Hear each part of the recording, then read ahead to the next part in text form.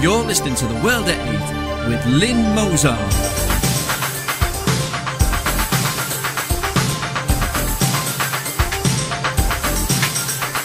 The World at 8, the number one in nationalist news. Highlights of the news today, Wednesday the 11th of June 2014. Cabinet Minister Baroness Warsi spoke Urdu throughout residents' meeting, English speakers complain. Books promoting stoning found at Olive Tree Primary School. Europe's Nationalist Alliance in crisis as Geert Wilders expresses disgust at Jean-Marie Le Pen's comments. Critics say French penal reforms coddle jihadists. 8 Italian soldiers test positive for TB after rescues. The cleansing of Iraq's Christians is entering its end game. Illegal asylum boat trade beaten as Australia's Department of Immigration and Border Protection figures show. Pakistan steps up security at nuclear bases after Karachi airport attack. Thought for the day, our kids are the worst behaved. And finally, sod it, let's offend everyone.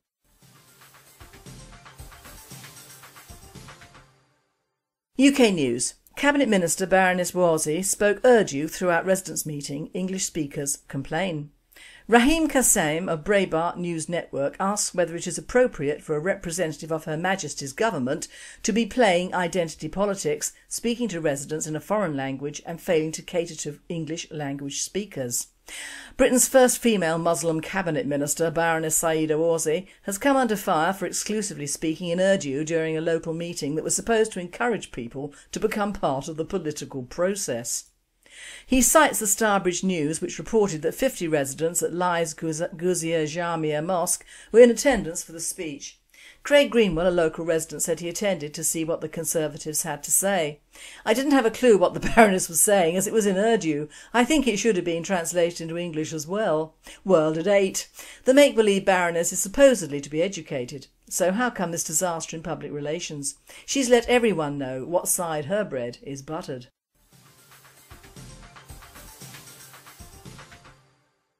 Books promoting stoning found at Luton's Olive Tree Primary School. A Muslim school found to have books suggesting stoning and lashing as appropriate punishments say it is the victim of hostility. Ofsted said some of the library books at Olive Tree Primary School in Luton contain fundamentalist views which had no place in British society. World at 8. Should have thought of that before letting them all into the country.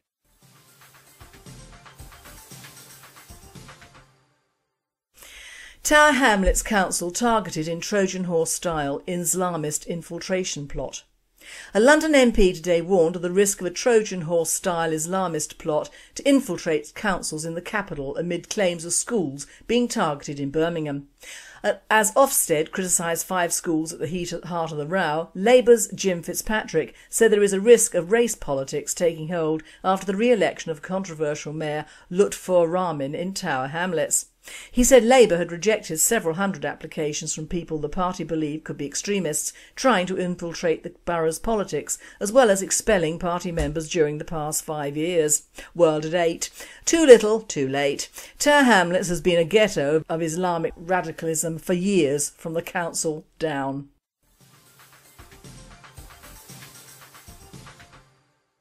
European News. Europe's Nationalist Alliance in crisis as Geert Wilders expresses disgust at Jean-Marie Le Pen comments. Dutch anti-Muslim leader Geert Wilders expresses absolute disgust over Jean-Marie Le Pen's alleged anti-Semitism, triggering crisis which could benefit Nigel Farage. Marine Le Pen's hopes of building a nationalist alliance in the European Parliament are in crisis after alleged anti-Semitic comments by her father, the founder of the French Front National. Geert Wilders, the Dutch anti-Muslim leader and the Front National's most important ally, has described Mr Le Pen's comments he would make an oven load of a Jewish critic as disgusting, and has written to Miss Le Pen demanding an explanation. World at 8. With all nationalists it is always he said or she said. Get on with the job, Geert.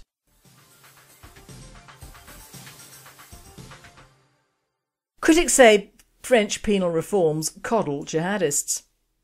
France may soon forbid imprisoning pregnant women and keep certain prisoners free on probation for up to a decade, under a major reform bill that's been called soft on crime.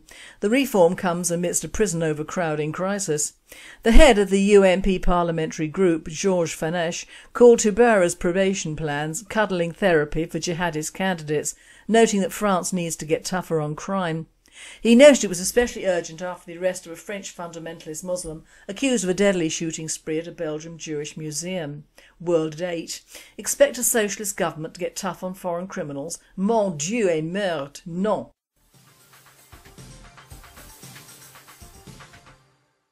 8 Italian soldiers test positive for TB after rescues. 8 members of the Italian Navy involved in migrant rescue operations have tested positive for tuberculosis, but are not ill, the Navy Chief of Staff Giuseppe Di Giorgi said on Tuesday. The 8 have been involved in the Mare Nostrum RC rescue operations that began last October after about 400 migrants were killed trying to make the perilous sea journey from North Africa and the Middle East to Europe via Italy. Italy is having trouble managing after a massive increase this year in the already large flow of migrants who attempted the crossing, often at the hands of human smugglers. At the end of the last month, Interior Minister Angelino Alfano said almost 40,000 migrants landed on Italy's shores in the first 5 months of this year, almost as many as the total for all of last year. The government has come under fire over the Mare Nostrum operation, which some opposition parties say is encouraging human traffickers who know that migrants will be rescued by Italian forces. World at 8. Words fail me. They are surprised that these unfortunate, often diseased people are spreading TB and worse. What do they think happens when they get to another country and breed? Do multiracialists think these deadly diseases just vanish because they're out of the third world? Are they stupid?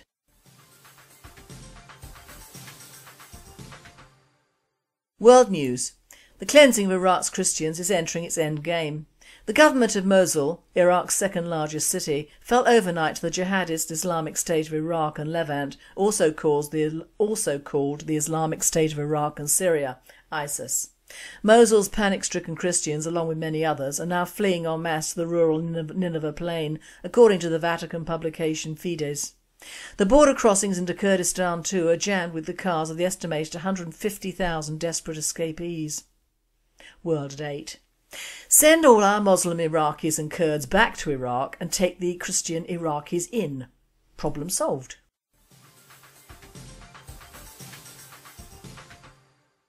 Illegal asylum boat trade beaten. Australia's Department of Immigration and Border Protection figures show. In what is being described as a turning point in the Abbott government's pledge to shut down the people smuggling racket, the total number of asylum seekers either in detention or detained in the community has begun to go backwards for the first time in 6 years. Department of Immigration and Border Protection figures confirmed a total of 1,127 people who the Abbott government considered illegal entries had been returned to their country of origin since September 18th. This included those held in both offshore and onshore processing facilities.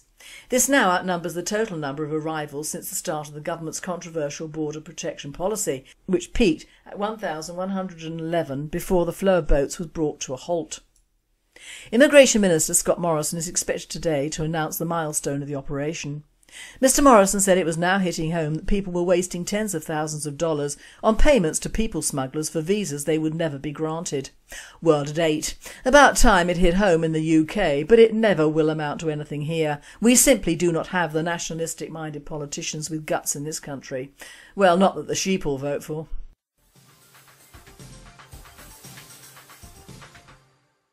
Pakistan steps up security at nuclear bases after Karachi airport attack. Taliban warns of further assaults to come as government says militants plan spectacular attack to shut down country's aviation industry.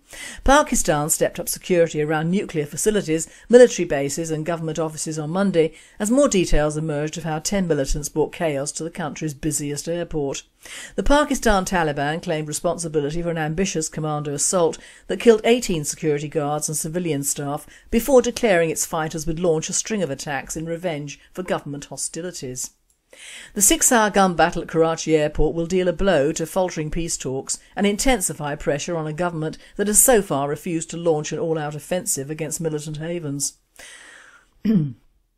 Muhyiddin Wani, the Pakistani Prime Minister's press secretary, said the attack was designed to shut down the country's entire aviation industry. World at 8. As long as it shuts down the airport long enough to stop flights to England ad infinitum, I am happy.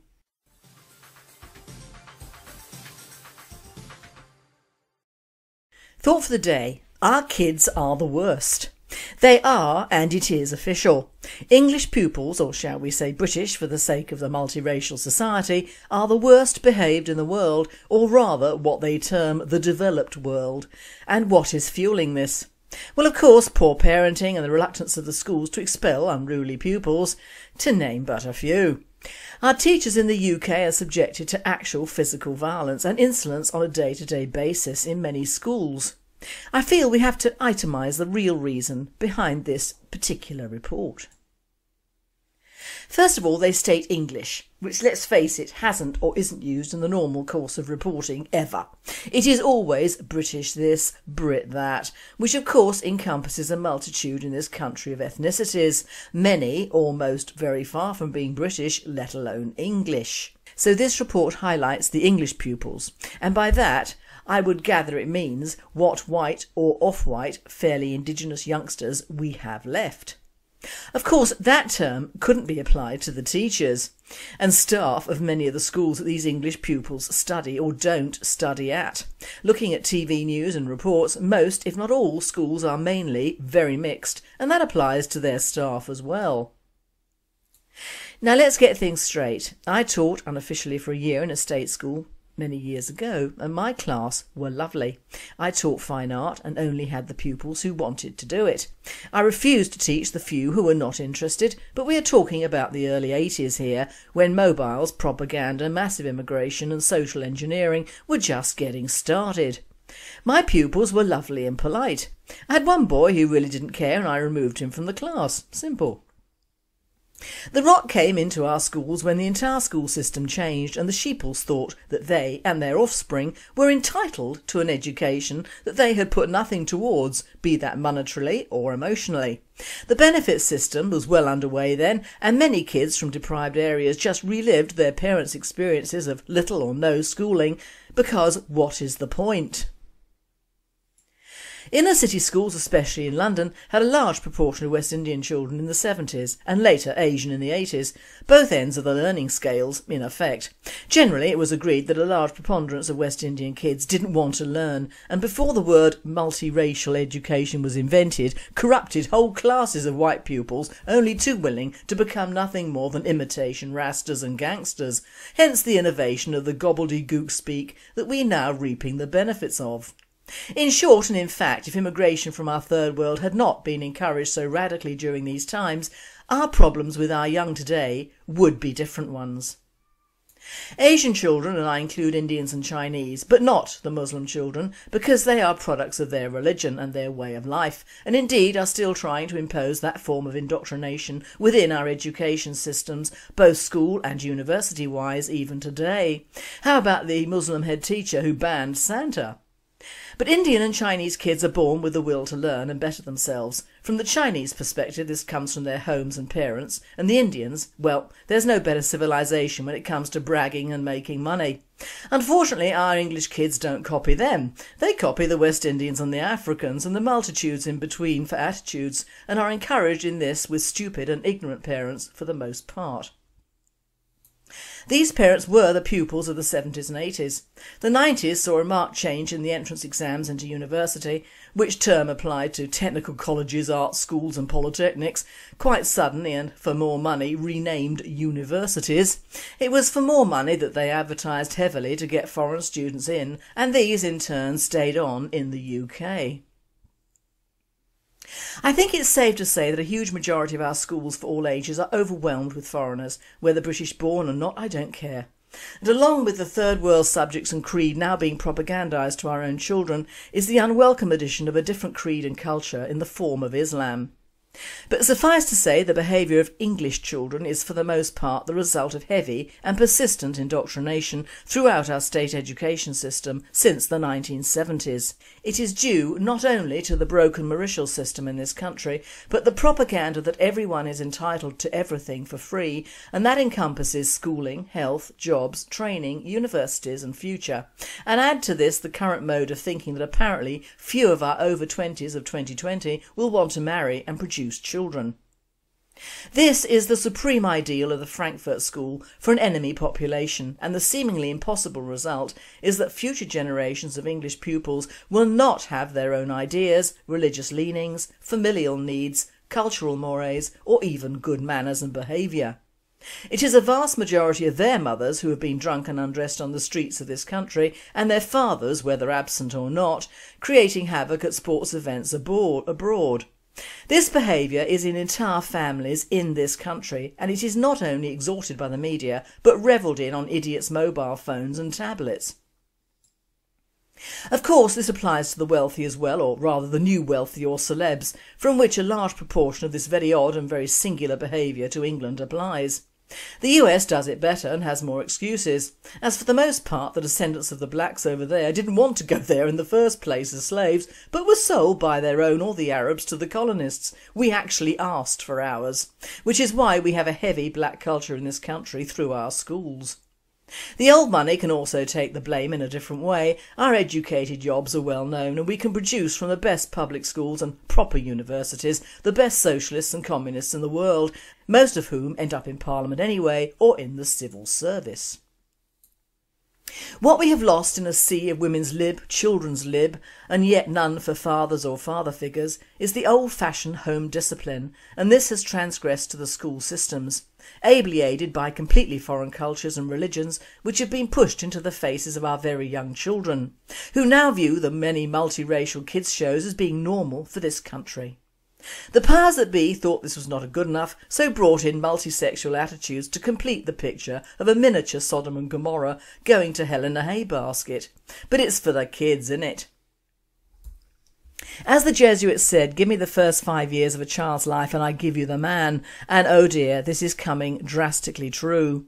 We as parents are partly to blame. I was lucky to have my first 2 children in mainly private education, but my youngest eventually had to go through the state system, and I met every sort of retard or challenged person within that system.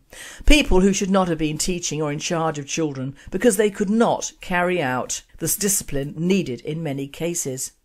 Many did this by choice because they'd been indoctrinated at teachers' training colleges to believe that discipline, even verbal, was abuse and infringed the child's rights. Oh yeah? Homework was a foreign word and work ethic until the kid was around 14. In fact, far too late to make an impact on a home work ethic for most. Why? The new breed of semi-part-time married with family teacher didn't want to check homework at night but cook what is laughingly referred to as tea and watch telly. So the vast majority of English children going through the state system or comprehensive system for the last 35 years is a child of the revolution, a stateless wandering on the face of Europe, which is just what the EU and the old world order want. They don't mind the foreign children being educated and becoming professionals in the UK because they ain't English, even though the English taxpayer has probably paid for the majority of their education and training. It doesn't bother them that there is at least 3 generations of English who cannot spell, write or form a letter or write a card or even keep a timed appointment if it ain't on their sodding mobile phones. They don't care that the terrible reputation of our young abroad is primarily down to lack of pride or nationalism, which are 2 dirty words in the Frankfurt School mantras. Successive governments are now seen as being the prime instigators of the word lack of. No, it ain't Russian, it's English. The present generation of school attendees or not are happy in their ignorance, as were their parents and grandparents. And this is the proud outcome of social engineering on a grand scale. Change everything, substitute with what is necessary, remove what isn't, and impress upon the subjects that this change is good for them, gives the people power, and doesn't infringe on their human rights at all. In short, take away bad habits which are family, work, manners, patriotism, religion, formal education, discipline, innovations, self-belief, socialising, team spirits, not the bloody Olympics or the World Cup, community, ours, history, ours, and instilling in everyone who is upright the belief that they are entitled to live in homes decorated to within an inch of its life by right, and no, you do not deserve it. Reduce libraries and sports fields, take away apprenticeships, farm work and other seasonal work, and generally take everything we once were proud of and rename it or cancel it. In short, decimate one culture completely by naming it as old-fashioned and not for the masses. Put in crap food easily obtainable, booze unlimited, mega cheap imports for all, impose a new way of slaughtering our animals, make our entire multiracial media appear normal in the UK, impose EU edicts within our education systems, making the child more important than the teacher, change an entire vision of a country while slowly and deliberately making sure we know it is for a better world, and in short employ a scorched earth policy on an entire young indigenous population. I'm not for beating or abusing young children or raping them or incest or paedophilia, but discipline and rules are needed, and now it would appear that even the youngsters themselves miss them. You know, there are times when a mobile phone or Facebook cannot take the place of a family or a sympathetic ear. Kids need rules. That is the true meaning of education, making the brain accept that certain rules are to be obeyed and passed on to your children. And although never a Bible thumper, there are some rules in the commandments that should be adhered to. And indeed, when they were, we had relatively contented families with children who grew up within rules and religion, Christian ones that is. When even ex-communists like Russia admit religion is necessary as opposed to just the state, you have to follow one camp or the other. One, the Frankfurt School of Jewish Old World Order and anti-religious Marxism, which is very attractive to young, conceited and untried youth, or the more traditional religious or conservative way of discipline, education, marriage, children and the entire wheel of life. It is the latter which has made the Western world great in past centuries, not the demolition of church or whatever religion or caste you may be, or the destruction of pure, decent education for political means. And this is the lowest of the low, attacking a country's youth and then blaming them for what happens. It is the behaviour of cowards and people who lurk in the darkness of the corridors of power, without the guts to face the light of truth. It is up to us in the British National Party to turn on the lights for our future generations, not them.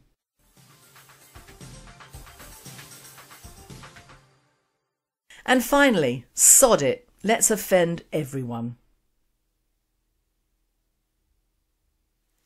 I came out of the chip shop with my meat and potato pie, large chips, mushy peas and a jumbo sausage. A poor homeless man sitting there said, "I've not eaten for 2 days. I told him I wish I had your willpower." I took my biology exam last Friday. I was asked to name 2 things commonly found in cells.